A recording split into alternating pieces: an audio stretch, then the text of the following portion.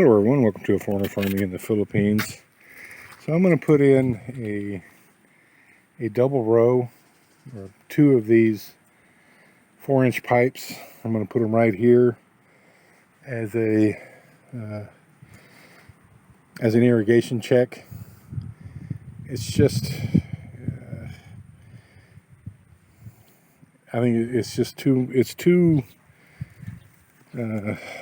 time consuming to keep removing, to put in gates and pack the mud around them. It's not that it's time consuming, it's just that there in those fields, getting readily available mud that is not really sandy is becoming a problem. And eventually, I really need a 6-inch pipe here, but don't have it. I would eventually like to put 6-inch round culverts or pipes or something and build permanent checks between those fields. Maybe we can just make some, like use that paint can there as a form, or even one of the buckets.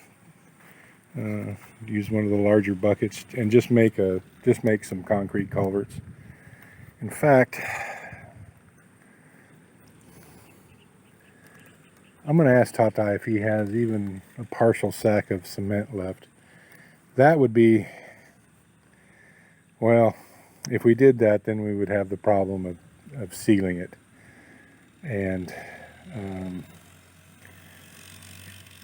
opening it and closing it. We'd have the same problem we ended up having out there at the shrimp pond. Now, I think just using this 4-inch pipe, I mean, the culverts maybe someday, just build them, just buy the elbows for the 6-inch culvert and make the culverts. Or someday maybe we can come up with, I think it's over 3,000 pesos now for a 10-foot length of 6-inch culvert. It's prohibitively expensive. This here is only like 400 pesos. It's just the 6-inch are much thicker, more heavy duty. They're more like a Schedule 40. This here is like Schedule paper.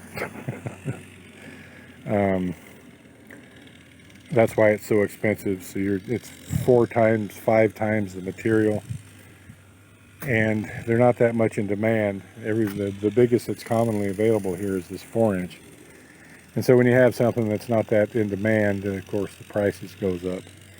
So I'm going to dig. This is deep enough right here, but I'm going to dig it out a little bit more on down there. Set the pipes in, put some dirt in, put the elbows on it, and call it good. Alright, so I've got the pipes cut and the risers. We have exactly 2 elbows left.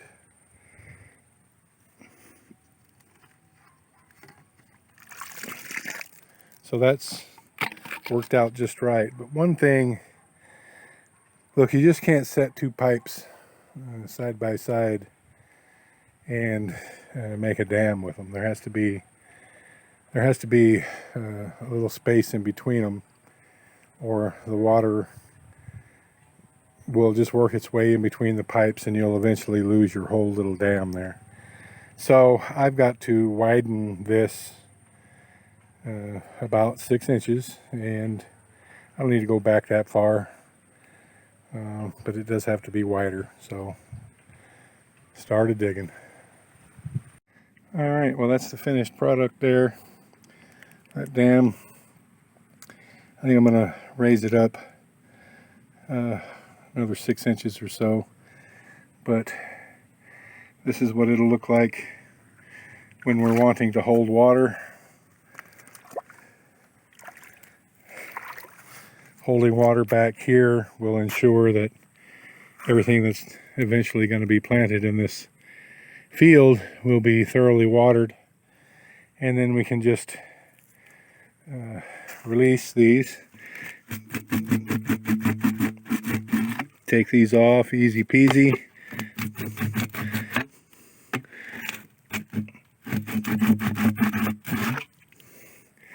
And that will let the water flow through so that we can irrigate the rest of the fields. Hopefully 2 4-inch pipes will allow enough water flow. It's questionable. 3 would be better, but I just don't have the pipe.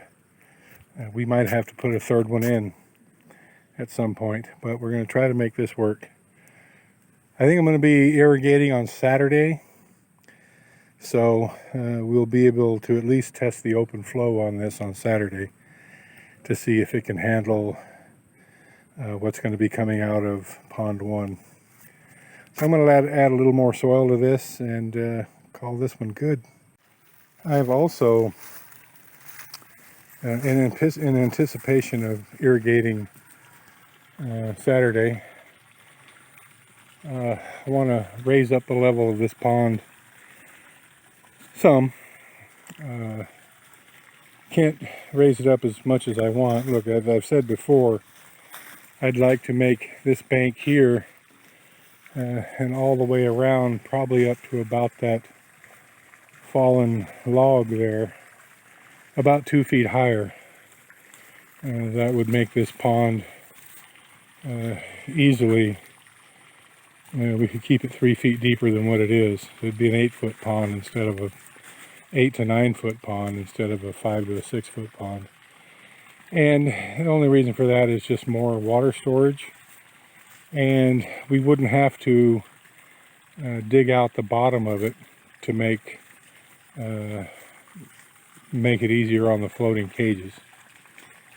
So you know, that's going to require quite a bit of labor, moving 2 feet of soil for this bank here. That's about 40 feet, and another 20 feet going back up that way. So it's not just like spooning sugar into your coffee. It's a lot of work moving that dirt, and at some point we're going to do that. But, and then just I can raise it slightly from what it was. That's the drain, the overflow drain, and it comes out and drains into pond 2. I put an elbow on it, and that will raise, just the elbow, excuse me, will raise the water level in this pond 4 inches. And I put a small little riser on it. That's about another 2 inches. So I'm not going to get the 2 feet because I can't, because it'll overtop right here where we dug this out. Even the 6 inches is going to be, well, it could go up about a foot right here and we'd be okay. And it has actually overtopped here. We had a really heavy rain. That spillway right there is not sufficient. It needs to be about 3 times as wide. And when we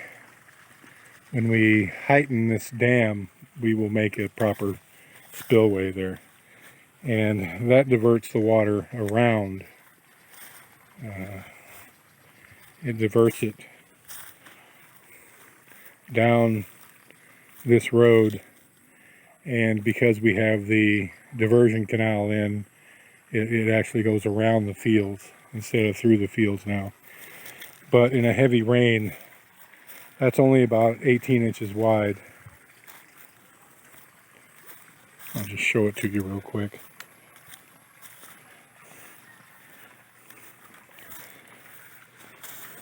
Maybe it's 2 feet, maybe 2.5 feet. Whatever it is, it's about half as much as it needs to be. Because I've seen water overtop that, coming over the top of this drain and going over that bank. So, and then it's about a foot high as well. So 2 foot wide and a foot high, there can be a tremendous inflow of water into this. So this needs to be substantially wider. These cocoa trees, I don't know, I guess we could try to transplant them. There's a couple of them here. And if we're going to raise the depth of this pond, we'll definitely have to take them out. There's another one here. cacao trees. We had a lemon tree here and it was just too wet for it. This was the lemon tree here and it's long dead. Because the pond now is deeper than it was when we planted these trees. And it's just too wet for them. So we'll transplant those 3 cacao trees. Maybe there's 4 up there. Maybe there's another one that needs to be moved.